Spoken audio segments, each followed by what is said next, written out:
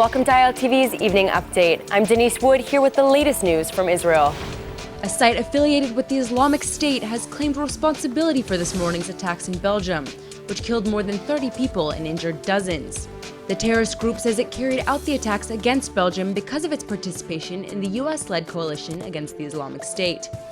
The group says its fighters fired shots at the Brussels airport before blowing themselves up, and that a separate suicide bomber detonated a bomb at a metro station in the city.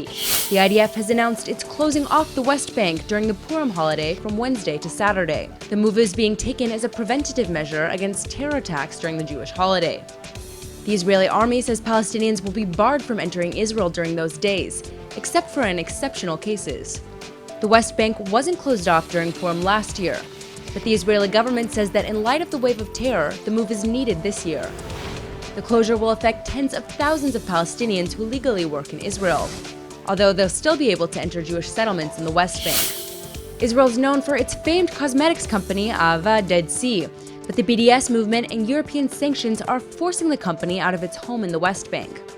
The firm is in the process of being bought by a Chinese company, and says the BDS movement and the European boycott are forcing it to move its factory from Mitzpeh Shalem in the West Bank to near Kibbutz Ein Gedi in Israel. This isn't the first time the company has been forced out by the BDS movement, and 3 years ago it had to close its London branch after it became a central point for boycotts against Israel. The new factory will cost about $6.5 million and will take around 2 years to build.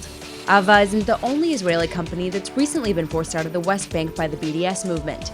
SodaStream, Bagel and Multilock also recently moved out. And the SodaStream move in particular resulted in the layoff of hundreds of Palestinian employees. The New York State Senate is approving a resolution to cut $485 million in funding for the City University of New York for not taking enough action against anti-Semitism. The Senate says the decision will send a message to schools that they need to do more to fight anti-Semitism on campus. The decision comes in response to a complaint filed by the Zionist Organization of America in February, which detailed students' complaints of anti-Semitism, which the organization warned violates Title VI of the Civil Rights Act. Past cases of anti-Semitism at the university's campuses include students calling a teacher a Zionist pig, and Jewish students have submitted several complaints of being harassed by pro-Palestinian students. That's all for now. Stay tuned on ILTV.tv for our main daily broadcast playing after this. I'm Denise Wood, and see you tomorrow with our morning briefing from Israel at 8 a.m. Eastern Time.